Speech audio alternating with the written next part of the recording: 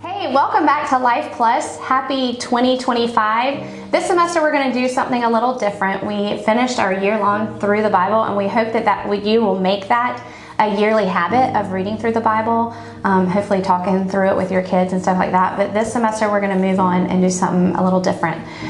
One thing that we are coming to realize the more that we interact with our own kids and we act with the students here at HHCA and we interact with you as parents is that there is kind of a distance between our understanding of kids today versus the reality that we grew up in as parents, and just a disconnect in how to adjust maybe our parenting tactics and things like that, and just to understand the times that we're in. I love that verse in Issachar that talks about the men that understood the times and adjusted according to that. And that's what we need to do as parents. And so this semester, what we're going to do to help you with that is we are going to go through and just talk about different books that Doug and I have read that have helped us in our parenting. They've helped us in implementing strategies here at HHCA, and hopefully they can be tools for you to help you navigate these times that you're in as well. So this week we're going to start off with our first one.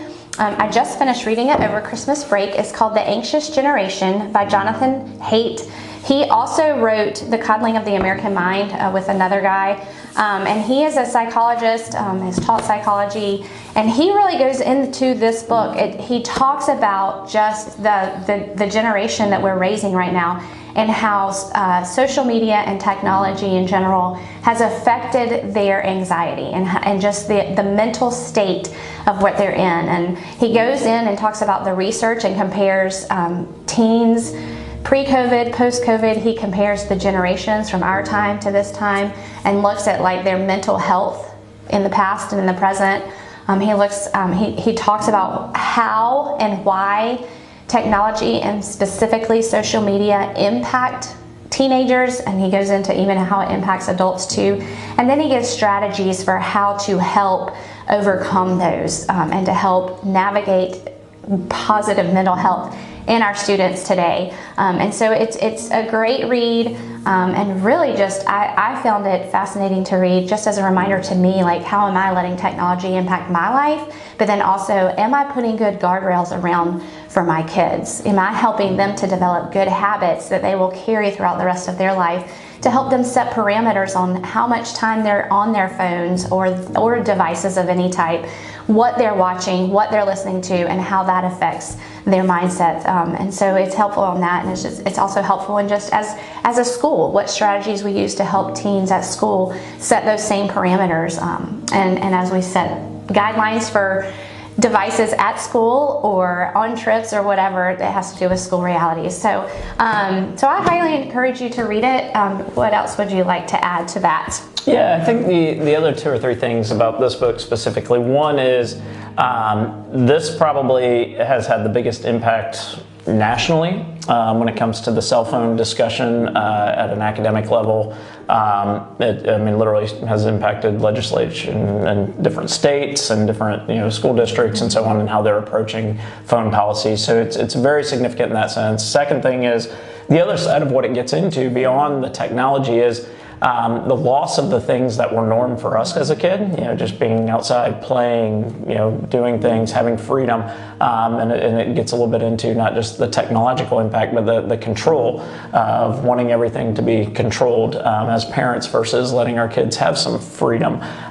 So really, really helpful in thinking about things from that angle. And then the last thing I'll say about this book is, as you think about this generation, the title is very telling, Anxious Generation, because it is, and then the subtitle is How the Great Rewiring of Childhood is Causing an Epidemic of Mental Illness. We're in a culture now that identifies everything as mental illness, and we'll get to that later on as we look at some other books like Canceling of the American Mind and Bad Therapy and others that have kind of dug into this. But the one thing I will say is, where I would say this book is not complete, it's very accurate and very true, but it puts a lot of weight on technology, social media, etc., and rightfully so, because there's a lot of weight there. Having said that, the one thing that it doesn't go into, because it's not written from a Christian perspective, is there's an underlying piece underneath this. There is the technological and social media impact, but the underlying piece is the erosion of truth. And when you're raising a kid in a culture without truth, and then you're giving them a device and giving them free range on it, and then they're looking for those things to find truth, and then we start subjectively defining truth as whatever you feel and how you think and all those things, that creates a very dangerous moment in society, and it creates a dangerous moment for a generation. And the word anxious isn't even good enough to describe the reality in which kids live, because when they start looking internally for truth, that is a scary place, because all of us are sinful and broken. And when they start, using outlets like social media and how many followers and how like they are and how they compare and start comparing themselves to everyone else, it creates a really challenging moment. So I think the opportunity in this book is, I would fully encourage any parent, anybody breathing, to read the book, because it's helpful and it will get you to think about technology. And I think it starts with us. Neely mentioned it's not just towards teens, it's adults. I know a lot of adults that don't engage their kids well, that are constantly on social media, that spend a lot of time staring at their phones. So I think it's something we need to analyze in our own lives, and I think it's one that we then trickle down. What does this look like for our kids? What does it look like in their lives? What boundaries do we need to set? But then beyond that, I think the bigger question is, but how are we engaging our kids in understanding foundations of truth, so that they have something firm to stand on beyond just the technological element of it? And so hopefully you'll find it helpful. Hopefully it'll be a good read for you. But again, it's The Anxious Generation by Jonathan Haidt. Fully recommend spending some time reading that this year.